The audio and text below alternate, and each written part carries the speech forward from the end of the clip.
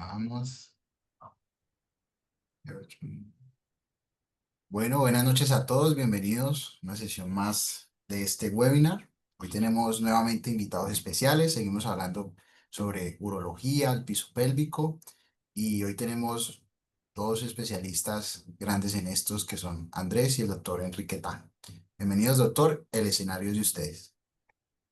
Buenas noches, ¿cómo están todos ustedes? Como siempre, muchas gracias por asistir y estar acá en estos webinars. Hoy no estoy en ninguna de mis oficinas, me cogieron por fuera, pero porque estamos preparando cosas más chéveres todavía en la ciudad de Cartagena. Hoy tuve el placer de hacer una reunión interesante con el Hospital Universitario de Cartagena, así que pronto vamos a hacer rotaciones con pacientes reales en el hospital universitario. Si todo sale muy bien, voy a invitarlos a todos a que vengan y rotemos para poder hacer intervencionismo y ecografía en pacientes reales. Así como lo hemos desarrollado en Bogotá, también lo quiero hacer en la ciudad de Cartagena. Eh, Así que estamos acá. Hoy es el último webinar de esta parte de urología del piso pélvico. Y hoy tenemos el placer de escuchar algo que yo también quiero aprender porque poco hice y poco hago, el Doppler dinámico de pene. Entonces, es un tema bastante interesante. Estábamos hablando con un amigo que se llama Mauricio Gómez. Mauricio Gómez es obstetra, vive en Barranquilla y me estaba preguntando sobre el tema. Nosotros los cuarentones a veces preguntamos temas que no tenemos que preguntar y le decía que es muy interesante aprender a hacer Doppler dinámico de pene porque va a haber una gran masa de potenciales pacientes. Este tema es bastante interesante porque vamos a hacer diagnóstico preciso. Pronto se conecta la doctora Arroyo, que es nuestra moderadora en urología, que está ya por llegar a su oficina o a su casa, pero estamos aquí junto al doctor Andrés Carbonero.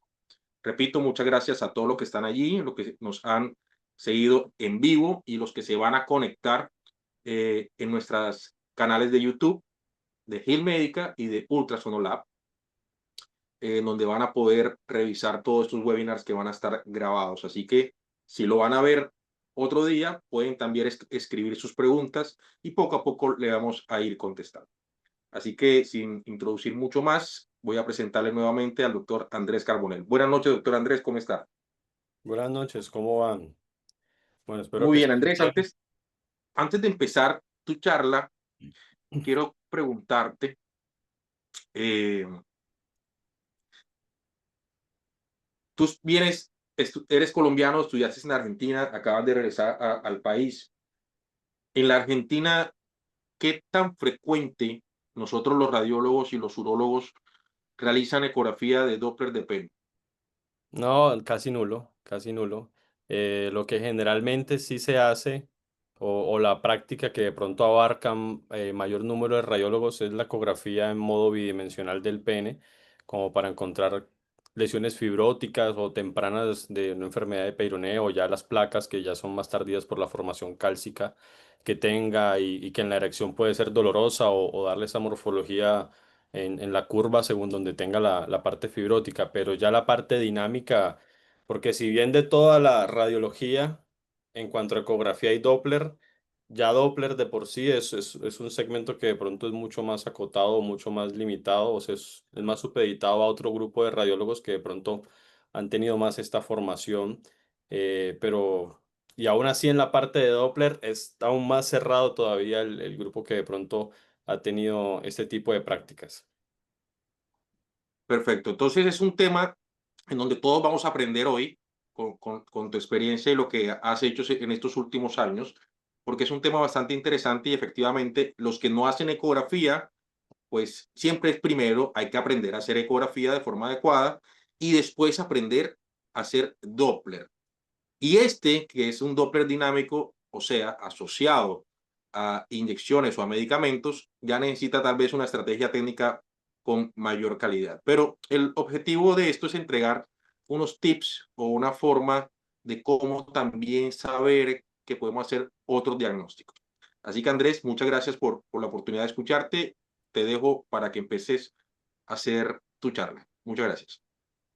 Bueno, ¿Cómo va, doctora María Arroyo? ¿Cómo está? Hola, hola, doctor Cosas. Algunos problemas técnicos con la conexión, pero aquí estoy. Gracias por la invitación de nuevo. Oh, no, un gusto tenerla. Bueno, ya habíamos hablado en días anteriores toda la parte ecográfica de la próstata y el riñón, y aquí cambia un poco porque acá no vamos a explorar tanto esa parte bidimensional o en blanco y negro, por decirlo de un modo más coloquial, sino que vamos a ver parte de la vasculatura y cómo se comporta. No vamos a hablar de patologías del pene porque pues ahí el abanico sí se nos extiende mucho, sino vamos a tratar de Ok. enfocarnos a eso.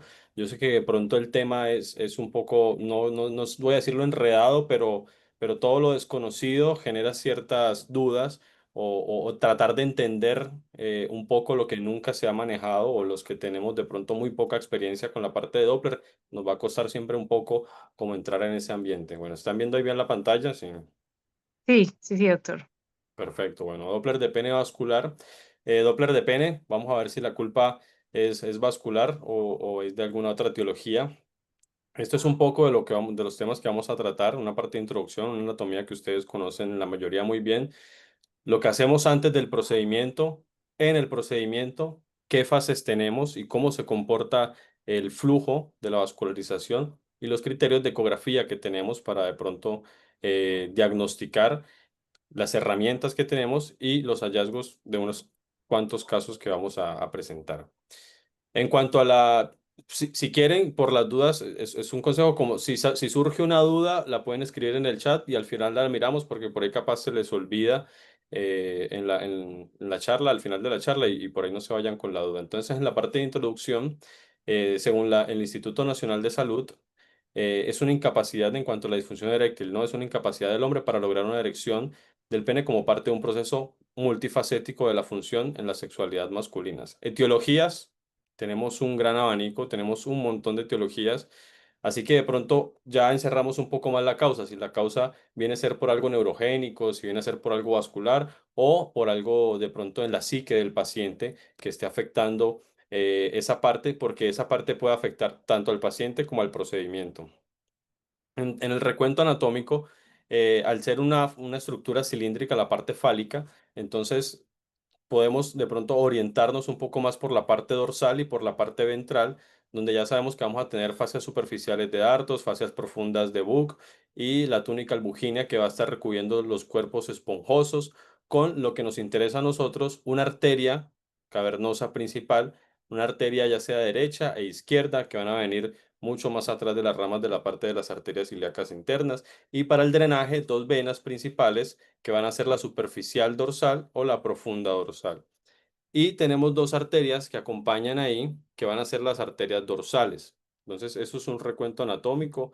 Eso lo podemos ver si tenemos la parte dorsal arriba, si tenemos la parte ventral por donde vamos a encarar, encontraríamos la uretra, ¿ya? La uretra, con el cuerpo esponjoso que va alrededor recubriendo. Entonces, esto es si tuviésemos el pene, porque el pene lo vamos a evaluar tanto, por así decirlo, apuntándolo a la parte caudal o a la parte de los pies, o lo vamos a explorar también en la parte cefálica. Y eso nos cambia, obviamente, la exploración durante la imagen. Por ejemplo, en este caso de la ecografía, tenemos un corte longitudinal, un corte axial, donde aquí, por así decirlo, estaríamos explorando. La parte dorsal está acá, o sea que muy probablemente el transductor lineal, porque vamos a usar un transductor lineal donde se está explorando, está sobre la parte ventral, porque acá tenemos la parte esponjosa en el centro de la uretra y aquí estarían los cuerpos cavernosos cubiertos por la túnica albuginea, una túnica que está un poco más gruesecita por fuera y que recubre hasta la uretra con la fascia de Buck y la de Dartos que es mucho más delgada y superficial. O sea que tenemos dos formas de explorar en modo bidimensional. Aquí todavía no hemos adentrado en la parte del Doppler. Entonces, en modo bidimensional tenemos dos formas de encarar. Si el pene está hacia los pies, ya apuntando a la parte caudal, vamos a encontrar en la parte más cercana al transductor, pues los cuerpos cavernosos derecho e izquierdo. Siempre por nomenclatura en ecografía del lado izquierdo de la pantalla, o sea, a nuestra izquierda de la imagen sería la derecha de la pantalla, siempre vamos a tener por nomenclatura la ubicación del lado derecho de la anatomía que estemos estudiando, ya sea si lo estudiamos en la parte dorsal o si lo estudiamos por la parte ventral. Igual, si yo coloco, ya como hemos hablado en clases anteriores, si ya he ubicado con la muesca el lado de la pantalla y tengo la muesca del lado derecho, si el pene está hacia la parte de los pies o caudal y lo exploro y cambio, el lado derecho siempre va a quedar de este lado en la imagen. Entonces, por eso en la parte de la exploración ventral tenemos la uretra, cuerpo cavernoso derecho, cuerpo cavernoso izquierdo. Entonces, como recuento, viene la parte de la arteria pudenda interna, que viene rama de ramas anteriores de las ilíacas internas, y despliega tanto la rama dorsal del pene como las dos arterias cavernosas que van a tener sus ramas helicinas dentro de los cuerpos, y la parte de la arteria vulvoreteral. Y la parte venosa que se va a drenar tanto por la vena superficial como por la vena profunda que van a estar en la región dorsal del pene. Si esto lo llevamos a un corte axial y de un solo lado, tendríamos entonces esta visión, ¿ya? Donde están las venas superficial, la dorsal profunda, con las ramas que van drenando. Y esto es importante para la fisiología que se da durante la erección, porque durante la erección, cuando hay esa estimulación, ya sea por un estímulo, un pensamiento, un aroma, o un video, una foto, o la chica que le gusta se le acerca, entonces, durante todo ese estímulo de las regiones de los nervios sacros pélvicos que van a estimular la parte vascular endotelial para generar una liberación de óxido nitroso y que ese óxido nitroso va a generar otros cambios en los músculos lisos para relajarlos, eh, poder dar una dilatación, ¿ya? Poder estimular esa relajación de los músculos lisos y que se pueda dar un llenado de la parte de los cuerpos cavernosos con sus arterias helicinas y todo este crecimiento sanguíneo en esa parte, por así decirlo, esponjosa, que no es el cuerpo esponjoso, sino esponjosa del cuerpo cavernoso que se llena, comienza a comprimir todas las venas y lo que dificulta es el drenaje de las mismas por la compresión extrínseca que genera y la obliteración extrínseca y eso va a disminuir el flujo.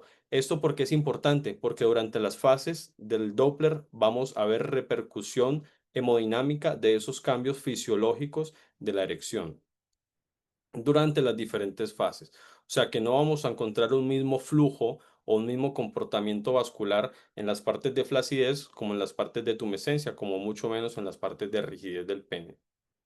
Hasta ahí, ¿cómo vamos? Muy bien, Bien, muy bien. doctor, Bien, sí. bueno. Acá tenemos, es una representación de una imagen en Doppler, solamente para explicarles algo técnico del Doppler. El Doppler lo que mira es movimiento, no es que detecte sangre o no sangre, detecta movimiento, como lo vimos en la clase de la parte de riñones, de la hidronefrosis, se puede ver el jet ureteral que es movimiento de orina. Entonces el Doppler solamente nos captura movimiento. Si toda la parte anatómica del cuerpo cavernoso está quieto, pues no va a tener un movimiento. Si el paciente está hablando, gritando y más cosas cercanas al cuello, todo ese movimiento de la vibración del tejido nos genera un artefacto, o sea que el Doppler captura movimiento. La otra es que el Doppler captura el movimiento si se acerca o si se aleja del transductor. ¿Eso por qué es interesante y por qué es importante? Porque nosotros lo que vamos a evaluar son velocidades de pico sistólico. Y si la técnica del Doppler está mal hecha, las velocidades de pico sistólico nos van a dar muy bajas o muy por encima y nos va a dar obviamente un resultado que va a ser negativo, ya sea un falso negativo o positivo según como tengan la orientación. Entonces, en las técnicas del Doppler, si anatómicamente un vaso viene en esta dirección, yo tengo que ubicar el cajón en esta dirección. O sea, si tengo un vaso que tiene esta dirección, tengo que ubicar el cajón que viene a 0 grados y oblicuarlo en la dirección del vaso anatómica. Y cuando coloque el pulsado, obviamente el sample volume, que es esta muesca de aquí entre las dos líneas, que es el volumen de muestra, tengo que achicarlo para tener volúmenes más exactos de las velocidades y lo que está en el medio, que es esa línea del pulsado de la angulación, sí o sí tiene que ser por debajo de 60 grados. Está mal tomado, tanto que esté un STIR o un cajón en contra de la vascularización o que el pulsado y el ángulo del pulsado esté por arriba de los 60 grados, sí o sí. Entonces, así nos toque de pronto hacer o licuar el transductor o algo, pero sí o sí deben estar esos parámetros. El cajón en orientación del vaso, si el vaso va para allá, en esa orientación. Si el vaso iba del otro lado, en esa orientación. Y lo otro técnico que vamos a colocar es que la dirección del Doppler, los colores, no es por identificación anatómica vascular, sino es por la dirección. Uno puede cambiar en el equipo si la dirección se acerca o se aleja, porque al lado, ya les voy a mostrar más adelante, al lado de los cajones del Doppler van a tener un cuadrito donde dice azul o rojo. Ese azul o rojo lo pueden invertir y el azul, cuando queda arriba cerca del transductor, es lo que se acerque y el rojo lo que se aleje. ¿Esto por qué? Porque para nomenclatura de la radiología, siempre la parte arterial tiene que estar en positivo y la parte venosa siempre en negativo. Cuando hacemos un Doppler, por ejemplo, de insuficiencia, siempre la parte venosa va por debajo del flujo normal y es patológico un reflujo en insuficiencia que se demore por arriba o en la varicocele, en la parte de urología, ya que estamos. Siempre se valora la parte venosa por debajo de la línea de base y solamente es patológico cuando el reflujo se mantiene por arriba de la línea de base. Entonces aquí tenemos un corte axial. Si se enreda mucho esa parte del Doppler, acumulan las preguntas y tratamos de resolverlas. Entonces siempre en la parte vascular del Doppler tiene que tener estos parámetros. Esto es un corte axial en modo bidimensional o una ecografía tradicional en blanco y negro, donde va a estar dibujada el septo de la túnica albuginea. Aquí en esta parte intercavernosa septal casi que vamos a encontrar obviamente en pacientes con enfermedad de Peyronie parte de las placas, aunque se pueden dar en otros segmentos también. Las arterias cavernosas que van por el centro son ecogénicas, las arterias, las paredes, al ser con mucha mucha parte muscular, entonces le da este refuerzo como ecogénico en la periferia y podemos evaluar también la fascia profunda, cómo viene aquí la fascia profunda de Buck, la parte del cuerpo esponjoso, la uretra. Entonces se puede evaluar muy bien el pene, se puede evaluar la parte anatómica muy bien por ecografía.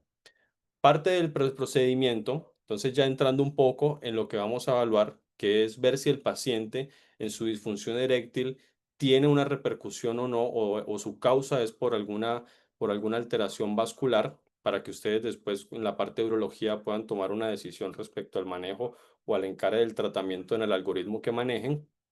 Entonces siempre es explicarle al paciente. A veces en algunas instituciones se acuerdan el informe verbal o si pueden salvarse de pronto con un informe escrito, es por de pronto los riesgos de priapismo. Son muy bajos, son extremadamente bajos el riesgo de priapismo, pero es un riesgo y hay que explicarlo. Entonces, usamos un transductor lineal, sí o sí, para la exploración de los tejidos blandos que estén más cercano al transductor y tener una mejor definición. O sea, no vamos a usar un convexo porque nos va a dar una alteración anatómica y de pronto no vamos a perder muchos detalles que nos puede aportar en el lineal. Idealmente esto, no importa si tienen uno de 15, pero idealmente siempre que sea lineal van a poder valorar muy bien la anatomía. Y en cuanto a la exploración del pene, lo vamos a hablar tanto en manera longitudinal como en transversa, buscando placas, lesiones. ¿Por qué? Porque al nosotros estimular la erección farmacológicamente con la dosis que se da, entonces a veces puede ser doloroso en algunos pacientes que tengan las fibrosis y que su erección sea dolorosa naturalmente, entonces es importante preguntarle al paciente si esas curvaturas en los casos de las pacientes con Peyronie, si esas curvaturas son nuevas, si su erección es dolorosa y todo, porque ahí deberíamos no dar a la administración total del medicamento, sino de pronto darlo un poco más paulatina y preparar el medicamento. Entonces, para esto,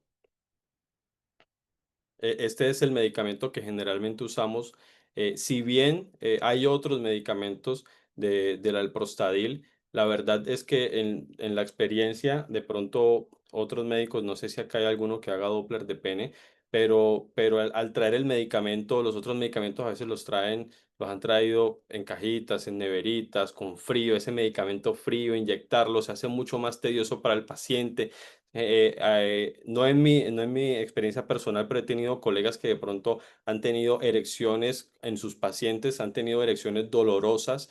Entonces, por experiencia, de pronto ha sido un poco más, por así decirlo, menos nocivo la administración con este medicamento, ya con el Caberjet. Esto es lo que trae la caja del alprostadil de la marca Caberjet de Pfizer con 20 microgramos.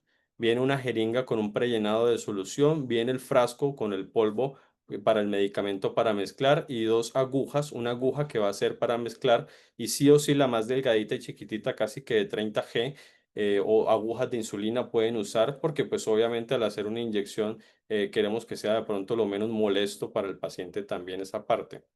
Entonces, aquí es un colega y un maestro mío que nos comparte la preparación del medicamento. Eh, Eso es lo que, lo que trae adentro. Hay veces que traen también dos almohadillas de alcohol, pero generalmente uno en la institución al tener jabón y solución alcohólica o jabonosa puede hacer una mejor limpieza porque hay que limpiar y esterilizar la zona donde se va a hacer la inyección. Entonces, aquí en esta, por ejemplo, tiene una jeringa con la solución del prellenado.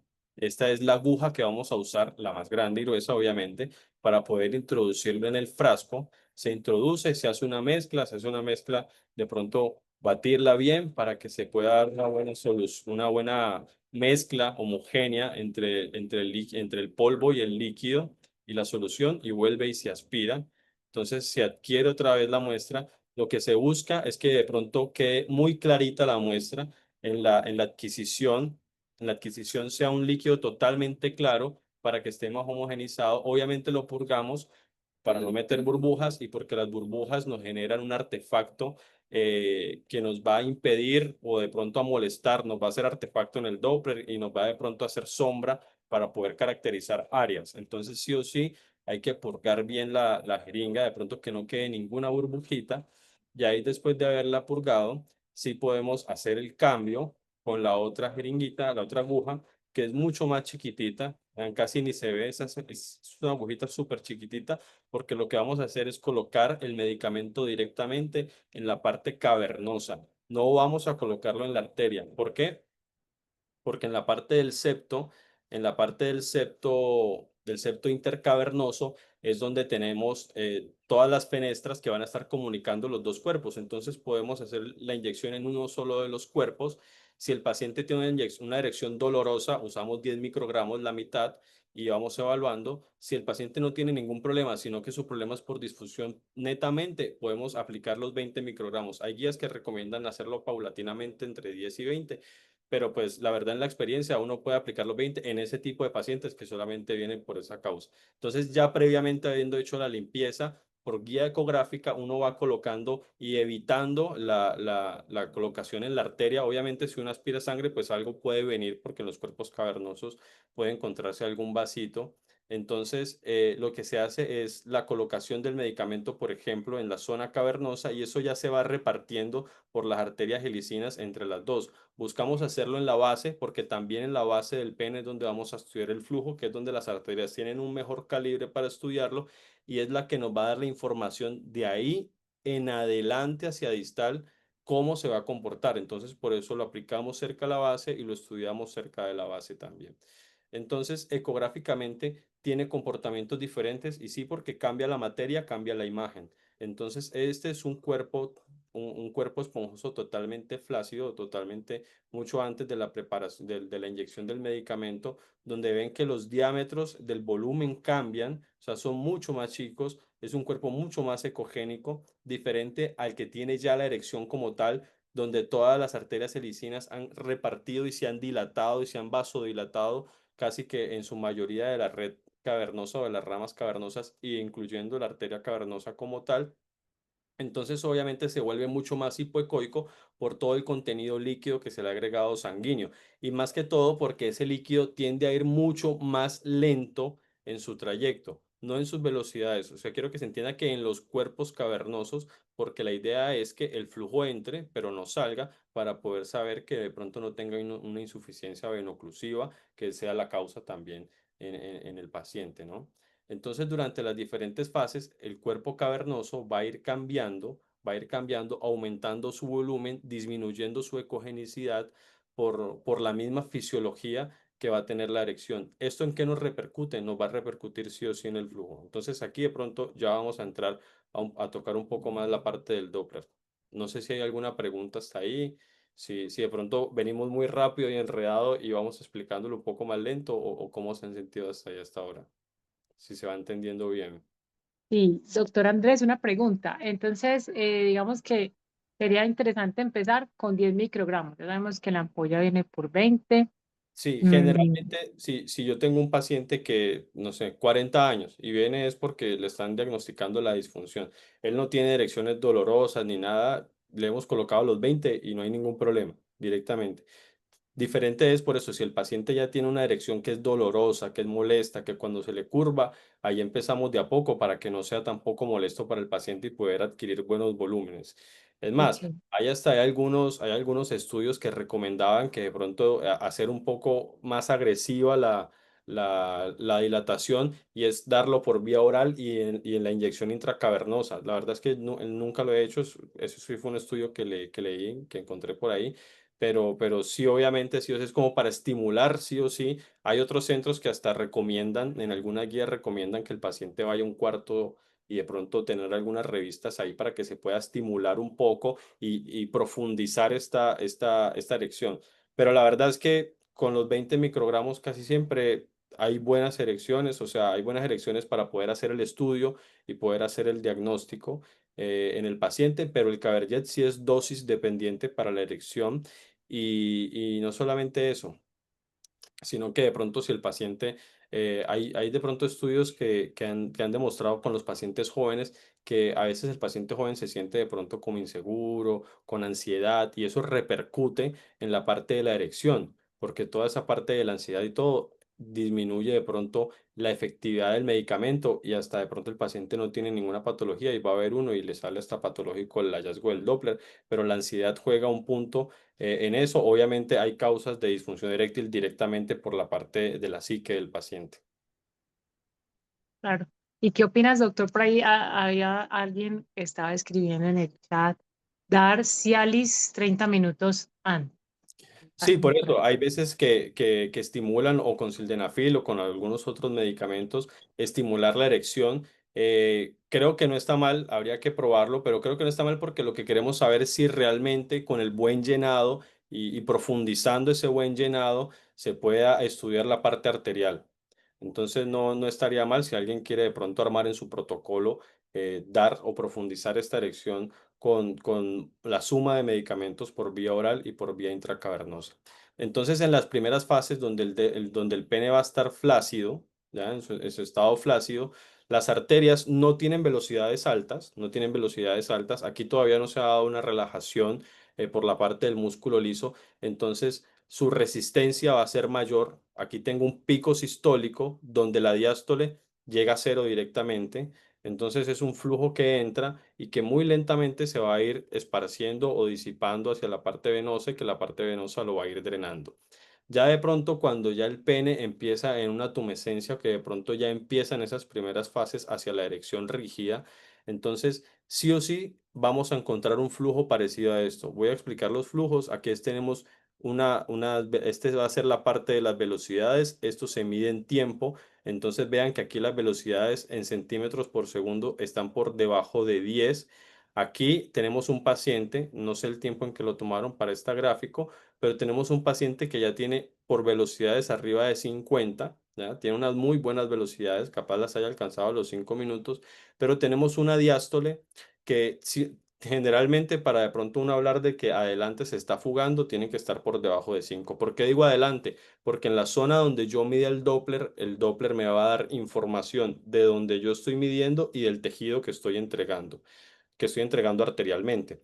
Entonces, en este caso, por ejemplo, es porque no hay una gran resistencia a la entrada durante la diástole cardíaca, durante la diástole vascular, entonces no hay alguien oponiéndose a que el flujo entre, ¿ya? Como se está llenando, es como si yo estuviese inflando el globo, las paredes del globo no van a poner resistencia cuando yo esté empezando a inflarlo. Diferente fuese si en las fases ya más adelante, cuando ya el llenado y esos cuerpos cavernosos han tenido las dilataciones arteriales, han empezado esa compresión venosa extrínseca, entonces ya las diástoles les va a costar asomarse, porque ya hay una resistencia a que en el flujo diastólico, que generalmente es de mucha menor presión, ya comience a entregar sangre. O sea, esto quiere decir que aquí todavía está entrando sangre hacia la parte distal. Y aquí quiere decir que ya hay una oposición a que entre más sangre y que solamente durante la sístole es donde entra ese llenado y se va dando una fase de rigidez, ¿ya? Empezando ya después a esa fase rígida, pero no en su totalidad, pero que de pronto puede ser un pene que puede todavía lograr una penetración. Encontramos flujos sistólicos con velocidades altas, vean que aquí sigue por arriba de 50, pero que en su diástole ya las velocidades son negativas. O sea, que hay tanta resistencia y que hay un buen funcionamiento veno-oclusivo que el flujo en la diástole se está regresando. Entonces aquí la resistencia ya termina siendo alta en el tejido distal que yo estoy entregando. O sea que ahí hay una buena función venoclusiva, o sea que ahí los cuerpos cavernosos están haciendo un buen llenado y la venoclusión se está dando de manera adecuada. Y ya de pronto en rigidez total directamente, a veces podemos directamente no ver la diástole porque solamente durante el ciclo cardíaco de la entregada de la sístole es donde se fuerza esa entrega para poder hacer el llenado del pene. Entonces, esto es otra gráfica explicando esas diferentes fases en la fase de flacidez, de llenado, una fase tumescente, una erección ya completa y una fase de rigidez donde vemos los mismos comportamientos. En esta fase de flacidez, lo que explicábamos, tenemos un pene que no está erecto, que es preprocedimiento, donde tiene unas velocidades de pico sistólico muy bajitas y que de pronto son mucho más largos. Esto es por tiempo, por segundos generalmente. Entonces, acá tenemos una velocidad que asciende y es mucho más lento el ascenso, diferente a estas fases. Ves que estas fases el flujo directamente entra porque eso también es predictor para la patología del paciente, cuando los flujos son muy tardíos en llegar a ese pico sistólico. Una fase de llenado donde ya se aumenta la velocidad del pico sistólico y la velocidad de diástole empieza a aparecer porque mientras el músculo se relaja ya no pone oposición para que le entre flujo. ¿Ya? Entonces el músculo liso al relajarse por todo el comportamiento fisiológico de la erección y no va a poner una oposición para que la sangre durante la fase diastólica entre, entonces el flujo va a aparecer positivo con velocidades sí o sí por debajo de 5 centímetros por segundo, que es como medimos generalmente las velocidades del pico el fin de diástole sería o de telediástole aquí justo antes de empezar la fase sistólica. Una fase tumescente donde podemos ver diferentes comportamientos donde ya la resistencia en la diástole, cuando hablamos de resistencia hablamos de la diástole y el índice de resistencia es la relación de la separación en que tenga el pico sistólico con la parte diastólica, porque eso lo vamos a hablar más adelante para los criterios del Doppler del diagnóstico de un déficit de una erección disfuncional arterial. Tenemos la siguiente fase donde ya el pico diastólico tiende a revertirse o llegar a cero en una fase de erección total donde ya directamente el pico sistólico está invertido o es reverso y eso se coloca en el informe como un flujo de -3 o -5 o el valor que les haya dado, que esto indica que hacia distal ya se está oponiendo una buena resistencia, siendo lo normal que se oponga una resistencia al llenado y que solamente durante los picos sistólicos, que es donde el corazón fuerza y tiene mayor presión y manda todo ese flujo a través de las ramas aortoiliacas y dando la parte de la arteria pudenda, entonces que pueda hacer el llenado del pene o de los cuerpos cavernosos para llegar a una buena erección y a una buena rigidez del pene. Esto es lo que encontramos generalmente durante las diferentes fases. ¿Por qué? Porque durante el estudio nosotros evaluamos entre los 20 minutos aproximadamente. Las guías pueden recomendar 5, 10, 15, 20 minutos. En lo personal y generalmente les recomiendo es que las tomen casi que todo el tiempo, porque pues el informe lo pueden ir tomando y haciendo parte del informe mientras van viendo y eso no les va a tomar mucho, les va a tomar entre hacer eso unos 2, 3 minutos, o sea que pueden ir valorando al minuto 1, al minuto 3, al minuto 5, al minuto 7, al minuto 9, 11 y ir valorando para tener de pronto un panorama mucho más amplio y ver en qué momento comienzo a obtener picos sistólicos por debajo de 25, ¿ya? Entonces, ¿por qué? Porque en los criterios del Doppler, entonces sí o sí hay que tener una buena técnica. El cajón, el STIR o el cajón orientado en la angulación del vaso, si el vaso está así, orientado en la angulación del vaso, con el pulsado en la orientación del vaso. Porque si yo lo hago como quiera, pongo el pulsado donde sea y el cajón hasta para el otro lado, me va a dar malos picos sistólicos. Entonces no voy a tener un buen diagnóstico del paciente porque mis picos sistólicos no son reales y con grados por debajo de 60 grados de angulación de la insonación del Doppler.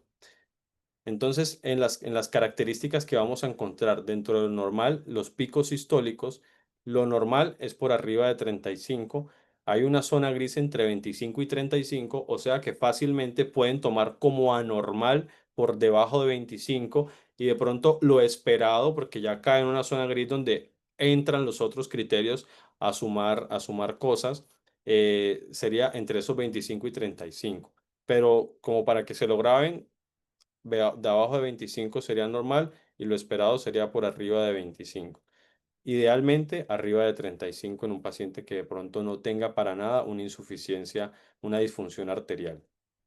En las velocidades del cuerpo cavernoso del pico sistólico, lo normal es que esté por debajo de 5. ¿Por qué? Porque si yo tengo un pene en erección y que está en una fase rígida y tengo la diástole positiva y no reversa y encima está por arriba de 5 centímetros por segundo, eh, significa que no hay nada distal oponiendo una resistencia. O sea, no hay nada parando ese flujo y el flujo hasta en diástole está entrando. Entonces, eso nos habla de que hay una disfunción veno-oclusiva, que las venas no están cumpliendo o no se está cumpliendo esa buena compresión extrínseca y las venas se mantienen todavía con una dilatación para ir drenando el flujo y no va a haber una buena erección, ¿ya? Entonces, sí o sí, lo normal por debajo, idealmente debajo de 3, por debajo de 5. Entonces, cuando está por arriba de 5, ya podemos o tenemos indicativos, viendo la parte arterial, ¿no? Viendo la parte arterial, ya podemos tener indicativos de una fuga venosa. Y el índice de resistencia en la parte arterial, entonces, es esa relación que hay entre la sístole y la diástole. Esa relación entre la sístole y la diástole tiene que ser por debajo de 0,9. La fórmula es velocidad de pico sistólico menos diástole dividido diástole. Esa fórmula no importa. ¿Por qué? Porque casi que la mayoría de equipos actualmente traen para uno colocar un caliper en la sístole, un caliper en la diástole y que nos calcule el índice de resistencia. O pueden hacer un trazado, un autotrazado. Hay ecógrafos que traen el autotrazado. Directamente ustedes cuando paran el flujo, él pone el autotrazado y ya les tira ahí directamente en el cuadrito cómo estaría la resistencia.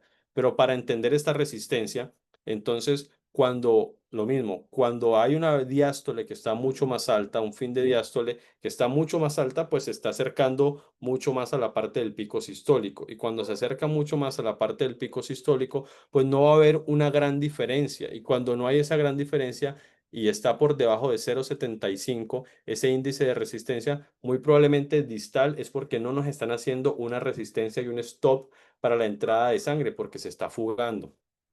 Y lo otro es el tiempo en el cual se asciende la sístole. Entonces tenemos sístoles patológicas cuando esa curva de llegar al pico sistólico es mucho más demorada. O sea, en milisegundos dice que lo normal es 110. La verdad es cuando uno directamente la sístole tiene que verse derechita. Los cajones generalmente del tiempo que manejan los ecógrafos siempre van a haber una rayita más larga y otra más larga. Eso generalmente es un segundo. O sea que estamos hablando aquí más o menos de 0,1 segundos, ¿ya?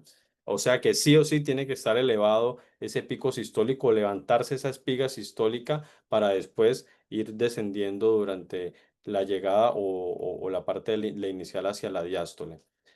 Y lo otro es en la rigidez. La verdad es que esta parte sí directamente, generalmente no la medimos, que es esa relación con el pico sistólico, pero pues está descrita.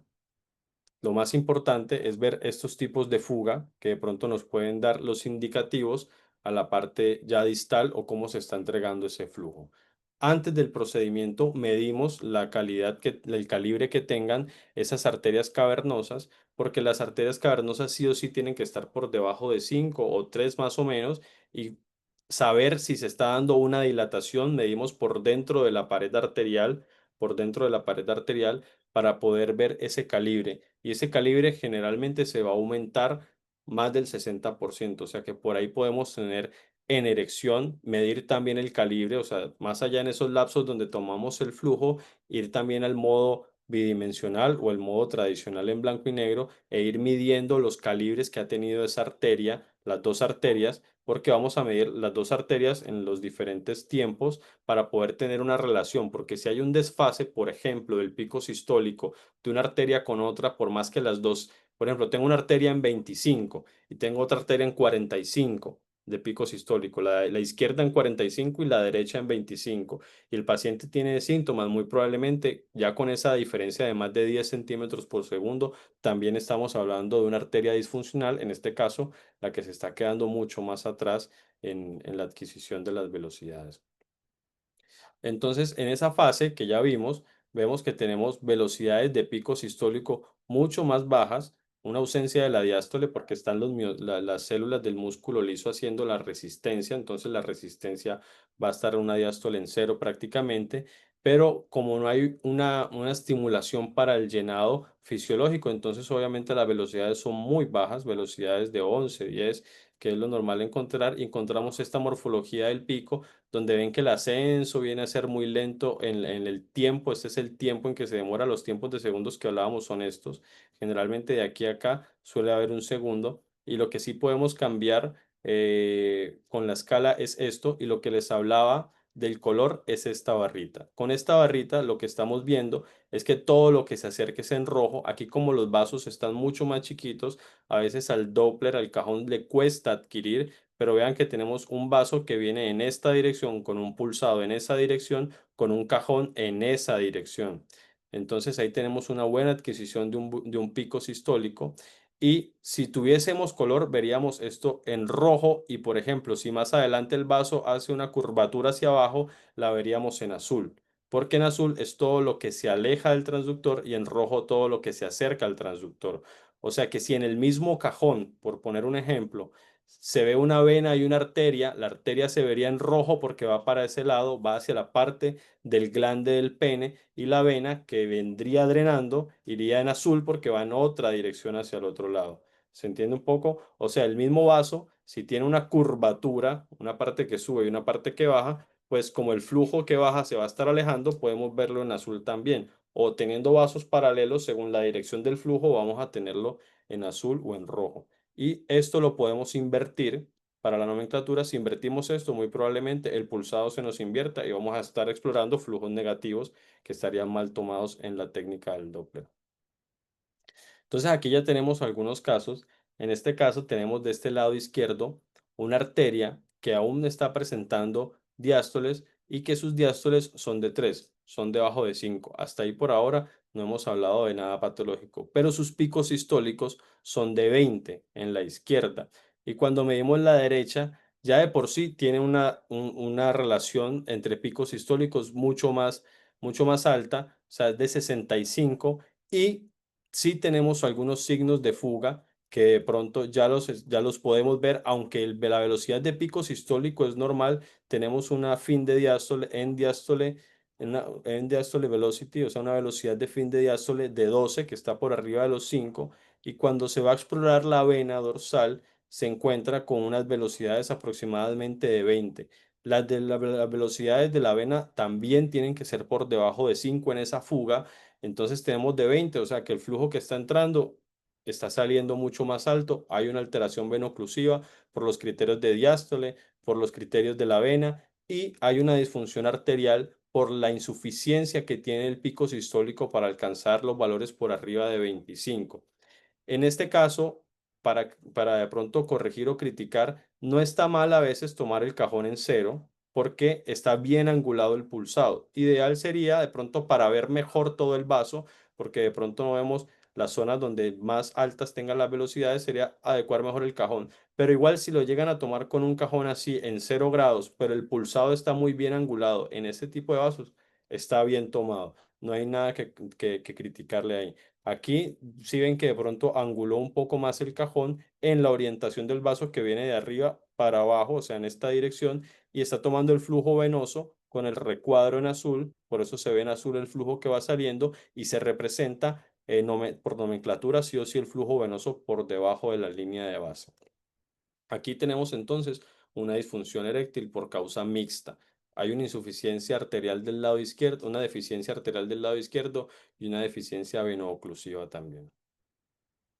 Acá tenemos otro caso donde tenemos un paciente que en la arteria cavernosa derecha está con unos picos, vea, velocidad máxima 12 centímetros por segundo, muy por debajo de los 25 alcanzados. Acá vemos que sí son los 12, esto es 10, 11, y más o menos está llegando a los 12, y presenta una diástole que de por sí ya viene a ser una fin de diástole normal, pero porque ya los flujos son muy insuficientes, con un ascenso de pico sistólico que se viene demorando para poder llegar, y vea que no llega, aunque su índice de resistencia y aún así su índice de resistencia también está por debajo de 0,9. O sea, ese índice de resistencia, la relación entre la sístole y la diástole se viene acercando mucho más porque no hay nadie que le dé una alta resistencia frenando allá adelante, o sea, frenando en el drenaje. Entonces, muy probablemente también hablemos de un paciente con una patología mixta, con una patología mixta vascular, tanto arterial como venosa.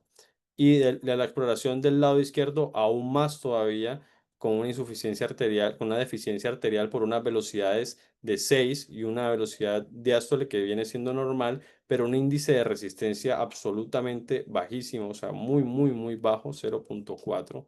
Acá tenemos otro caso, vean, un cajón bien tomado, una angulación del Doppler representando hacia arriba lo que se acerca la parte arterial para tener un flujo positivo en el pulsado, en el diagrama del pulsado. Entonces acá tenemos los mismos parámetros para tomar, o sea que tenemos una velocidad fiable y tenemos una velocidad máxima arterial de 44, que es normal, pero ya hay una relación entre el pico sistólico del lado izquierdo con el derecho por más de 10 y tenemos una velocidad de fin de diástole de 16, o sea que muy probablemente también estemos hablando de un paciente con una patología mixta por la alteración de la disfunción arterial que tiene el lado izquierdo y por la parte veno-oclusiva que está dejando escapar ese flujo. Acá tenemos otro caso donde tenemos una muy buena velocidad de pico sistólico de 40. De pronto ya vemos que el ascenso sistólico se viene demorando, pero hace falta ver la diástole para ya saber que tenemos una diástole de 13, un flujo telediastólico. Justo aquí antes de que empiece la sístole, estamos viendo que tiene 13, que es muy bajo, y un índice de resistencia por debajo de los 0,75. Entonces ahí ya nos llenan dos criterios para de pronto decir, no tiene una deficiencia arterial derecha, pero sí tiene alguna alteración o disfunción venosa por los otros flujos.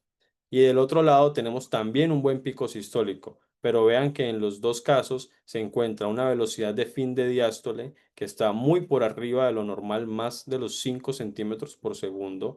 Entonces tenemos una velocidad de fin de diástole patológica y un índice de resistencia abajo de los 0,75.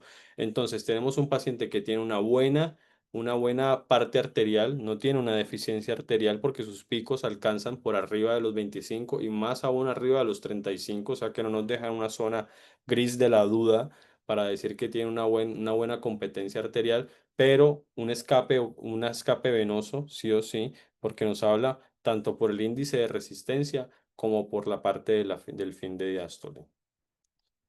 Bueno, qué preguntas tienen? ¿Se entendió un poco? ¿Se enredó un poco? ¿Quedaron con más dudas que preguntas? Muy bien. Pues yo creo que vamos a quedar con muchas más dudas, efectivamente, pero son unas dudas en donde vamos a poder resolverlas y creo que con varios tips. Uno, efectivamente, como siempre, la anatomía, indispensable, ¿sí? Entender, por eso creo que estar siempre de la mano con los que manejan la clínica, en este caso los urólogos, eh, entender cuál es la fisiopatología que quieren buscar y la mirada es importante. Mi pregunta es la siguiente. ¿Tienes experiencia o qué piensas? Ya porque hay un componente de ansiedad, un componente psicológico asociado, y qué piensa la doctora si estos procedimientos serían más beneficiosos haciéndolo bajo sedación consciente. Yo personalmente no tengo experiencia en eso. Sí, sí de pronto la estimulación del paciente ayuda en esto de explicarle, de decirle qué se le va a generar, de explicarle que puede haber un riesgo de priapismo, que a pesar de que es muy bajo, sepa que si dentro de las 4 horas, por más de que se haya hecho una manipulación y haya eyaculado y todavía sigue con este ascenso, con esta erección, por más de las 4 horas que tiene que consultar que no es un hallazgo muy frecuente, pero también saber que de pronto en pacientes que se encuentren o que uno los vea un poco nerviosos, saber que se puede dar. Lo que decía, hay de pronto algunas guías que han reforzado esto, aumentando o cambiando las dosis por darlo intravenoso y compartirlo oral. Hay otras guías que recomiendan que directamente explicarle al paciente y repetir el procedimiento en otro momento. Creo que esa sí sería la menos, pero bueno, está escrito en las guías de decirle al paciente que de pronto venga y se repita de pronto para tener ya dos estudios y ver si la valoración realmente es por algún tipo de ansiedad que esté repercutiendo o si va a haber alguna caracterización de pronto, si se puede aportar un poco más desde el medicamento, ya sea con sildenafil o con algún otro medicamento que pueda aportar y levantar más ese flujo para tener unos valores más reales. La parte de sedación sí creo que de pronto sería ya no sé si mucho para el abordaje del paciente, porque la idea de esta incursión en el Doppler fue de pronto disminuir un poco más los casos de venografía o arteriografía, que era de pronto el procedimiento un poco más invasivo para el paciente. De acuerdo, la sedación realmente no está como dentro de las mejores opciones para los pacientes. Estoy de acuerdo con el doctor Carbonell. De pronto hay alguien que envió el tip del talafilo que me parece muy interesante porque em, en el hospital donde yo trabajo, en algunos pacientes se puede complementar con el talafilo, ¿sí? Que puede ayudar mucho, se hace más cómodo para el paciente. Con relación al priapismo puede ser un poquito mejor o menor el riesgo a minorarlo, ¿cierto? Y puede facilitar un poco más las cosas. También el tema de privacidad con los estudios también es importante y sobre todo lo que decía el doctor Carbonell, explicarle muy bien cuál es la motivación para el estudio, ¿sí? Eso sucede más en pacientes jóvenes. Los pacientes cuando ya se es más viejo hay un poquito más de tranquilidad en los estudios, pareciera contradictorio. Pero los pacientes más jóvenes son los que manejan más ansiedad y que muchas veces lo que dijiste en la diapositiva inicial, mucho de componente psicógeno, ¿cierto? Porque cuando generalmente tenemos pacientes tan jóvenes, hay un contexto, por ejemplo, trauma, cirugía u otras características que están llevando esos estudios. Entonces, y en ocasiones, lo que decías también muy importante, de momento se hace necesario a veces repetir los estudios para comparar. No es un escenario extraño pedir de nuevo un estudio doble.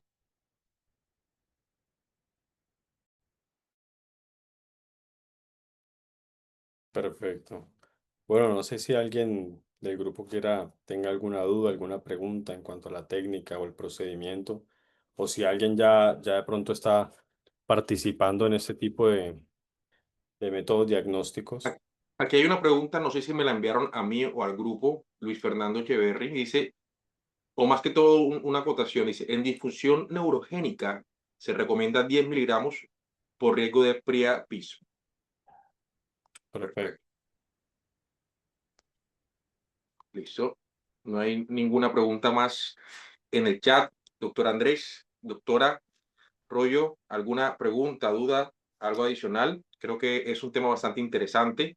No sé para ustedes los urólogos qué tanto solicitan o qué tanto intentan solicitar este estudio, Doc. Yo sí pido mucho en pacientes con disfunción eréctil, sobre todo, bueno, es mucho los escenarios. Por ejemplo, cuando tienes un paciente con disfunción eréctil que vas a llevar a una prótesis de pene, hay que, digamos, blindar muy bien, muy bien. Es cierto, ese plan que le vas a ofrecer, sobre todo si es quirúrgico, entonces yo creo que el Doppler tiene mucha relevancia, por ejemplo, en esos casos. Vas a llevar y aclarar, porque pues cuando ya tú le vas a ofrecer una prótesis de pene a un paciente, es un escenario más complejo y yo creo que ese procedimiento tiene que estar muy bien elegido, el paciente muy bien seleccionado y muy bien sedimentado. Otro escenario también es en el contexto del trauma. Eso a veces le facilita mucho el trabajo cuando lo que sea el doctor Carbonell. Hay patologías que requieren manejo endovascular y el Doppler viene para aclararle muy bien esos escenarios también. Entonces tiene mucha relevancia, ¿sí? Ahorra pasos, pero nos permite dar pasos más seguros en ayudas diagnósticas y terapéuticas como son las embolizaciones, que tú tienes que tener esa claridad, que es muy importante, ¿sí? Hay muchos escenarios. En priapismo, Perfecto, es variable, sí, pero es muy bueno. Yo perfecto, genial. experiencia en Doppler no, yo Eso, no. eso quería decirle que es importante porque los falsos positivos y los falsos negativos, cuando no se tiene experiencia en Doppler, pueden generar un diagnóstico inadecuado. Eh, que algo estaba hablando el doc de la parte de cómo nosotros ubicamos la angulación, eso es muy importante Y yo creo que pronto vamos a hablar más sobre el Doppler. Para los que ya hagan un poco más de ecografía, quiero ver cómo empezamos a hablar un poco más de este tema de Doppler, porque evidentemente cuando ya tú haces ecografía y quieres realmente hacer unos diagnósticos más precisos con temas vasculares como este, tenemos que tener muy claro la técnica Doppler, porque si no, hay un sesgo ahí importante. ¿Qué dice, doctor Carbonell, sobre eso? Perdón, hay una anotación. Importantísimo lo que dijo el doctor Carbonell. Tú no puedes hacer eso con un transductor convexo, eso es lineal, ahí no, sin improvisación. Entonces es muy importante, ¿cierto? Esa información es clara y eso hace parte de los estudios de calidad. Entonces, si no se tiene, pues es mejor que no improvise. Es más, se adquieren mejor la parte de angulación vascular y por eso casi que todos los estudios de Doppler los abordamos con el lineal, a menos de que por alguna situación sea mucho más difícil encarar el lineal, por ejemplo, pacientes con una pierna de un diámetro de la pierna mucho más amplio que el transductor por su misma alta frecuencia no va a penetrar. Nos toca usar de pronto el abordaje del Doppler con el convexo, pero van a ser mucho más fiables las velocidades, el flujo y todo con un lineal. No sé si doctor Tan había preguntado también algo anteriormente. ¿Qué piensas tú sobre el tema que lo que está diciendo, estamos hablando ahorita, ¿no? La doctora, por ejemplo, solicita bastante este estudio eh, y es para ella importante en trauma, en lesiones o para tomar decisiones quirúrgicas este Doppler, pero es importante saber entonces la La técnica. técnica de realizar el Doppler, ¿no? Porque tenemos falsos positivos o falsos negativos, ¿no? Es más, si quieren, los que practiquen Doppler, si quieren algún día, ponen el cajón inversa por probar, ponen el cajón inversa, la angulación para cualquier lado y van a ver que la velocidad de pico sistólico es otra. Lo que puede que no cambie es el índice de resistencia porque es un índice de relación entre la sístole y la diástole. Pero si estamos hablando de criterios de técnica buen tomada para tener buenos criterios, tanto de fin de diástole como de pico sistólico, sí o sí hay que tener una buena técnica en la adquisición porque pruébenlo y cambien la angulación para otro lado y háganlo mal y van a ver que el recuadro de la velocidad de sístole les va a cambiar. Es más, hay ecógrafos que tienen la imagen pausada y uno puede ir cambiando la angulación y van a ver que cuando cambian la angulación, sus velocidades de pico sistólico cambian, ya sea para arriba o para abajo, según cómo mal angulen contra el vaso. Entonces, sí o sí, en esta parte de criterios, para hablar de criterios por velocidades de pico sistólico, hay que tener una buena técnica de Doppler. Perfecto, genial. Doctor Arroyo, ¿usted cree que sería interesante que hagamos estos talleres de anatomía ecográfica y de Doppler con pacientes reales pronto en Medellín? ¿Le gustaría? Claro, doctor, claro que sí. Eso es muy importante. Pues obviamente ustedes son los expertos. Ahí uno sí tiene que saber que se requiere como el concepto del experto, pero es importante conocer la técnica, cómo lo hacen ustedes, intentar, digamos, si se dispone el recurso para hacerlo, intentar hacerlo. Bueno, para otros es muy familiar la aplicación de terapias intracavernosas porque a veces citamos a nuestros pacientes porque le vamos a enseñar cómo ponerse unas Prostadil cuando tiene una disfunción eréctil, por ejemplo, post-prostatectomía radical. No sé, es muy cómodo, pero yo creo que sí se necesita como el entrenamiento del experto, eso es fundamental porque el Doppler no es, eso requiere una curva de aprendizaje, ¿cierto? Que incluso para ustedes, ¿cierto? Lo es, ¿cierto? Entonces imagínense para nosotros, pero es importante porque al menos cuando tú vas a hacer una interpretación, si tienes conocimiento de la técnica, vas a verlo mejor y vas a comprender mejor lo que le están reportando y qué es lo que yo estoy realmente entendiendo y mirar con objetividad la calidad de los estudios. Al menos en ese sentido, eso tiene una validez que es necesaria, ese compartir ese conocimiento. Perfecto, usted dio una clave que es parte de nuestra misión. Por lo menos saber solicitar, perdón, saber solicitar el estudio y saber analizar cómo lo hicieron. Si la persona que lo hizo realmente te va a dar un estudio con técnica adecuada. Y creo que eso es una información, como decimos, de cultura general en cualquier área, ¿no? Entonces, bueno, bienvenidos, doctor Arroyo. Muchas gracias por estos webinars, por enseñarnos todo lo que ustedes necesitan saber o quieren saber desde nosotros como radiólogos. Muchas gracias al doctor Andrés Carbonell por estos 3 webinars enfocados en urología.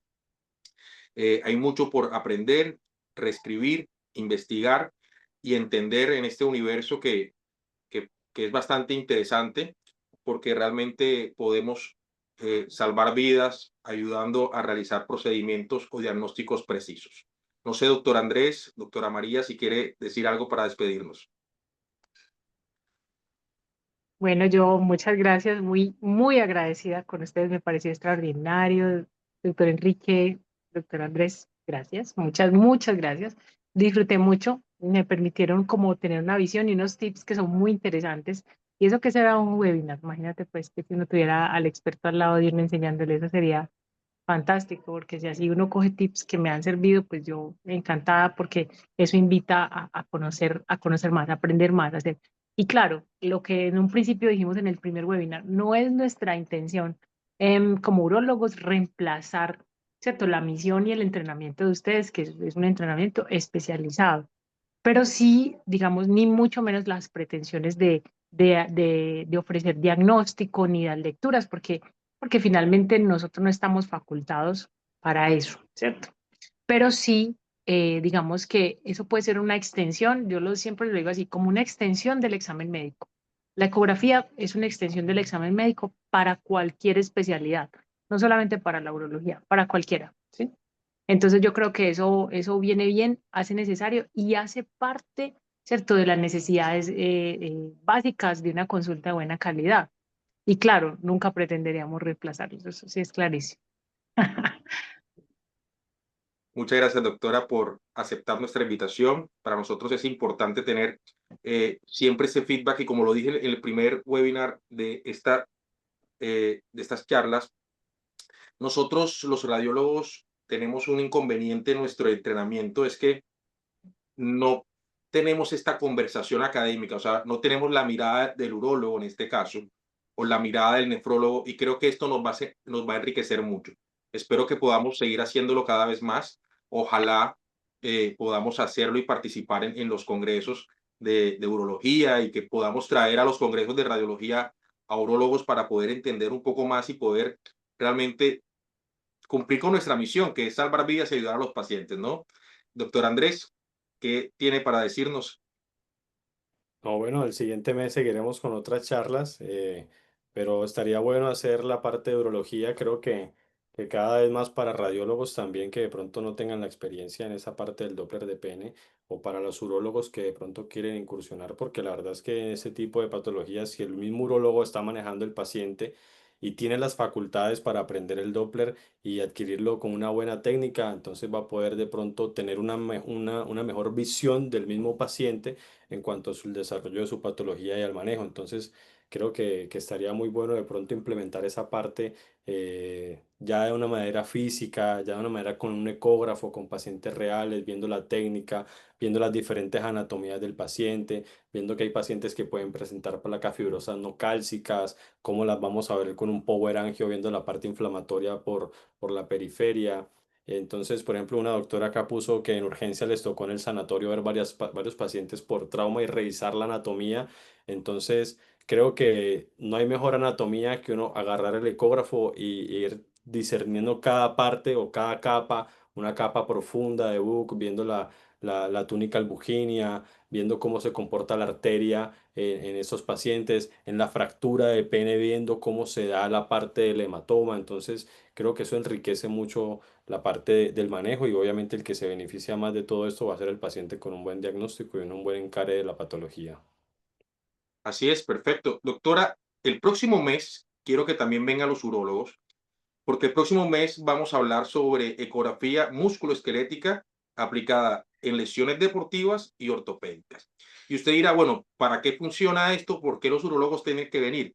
Porque, por ejemplo, para poder hacer una buena ecografía Doppler de pene, pues tenemos que entender cómo funciona el ecógrafo en tejidos blandos y musculoesqueléticos. Y esto lo vamos a aprender el próximo mes, donde también vamos a tener aquí al doctor Andrés Carbonell y un invitado de Argentina, el doctor Nicolás Bernard. Así que todo lo que estuvieron hoy acá con nosotros. Muchas gracias por acompañarnos y nos vemos en un próximo webinar. Feliz noche.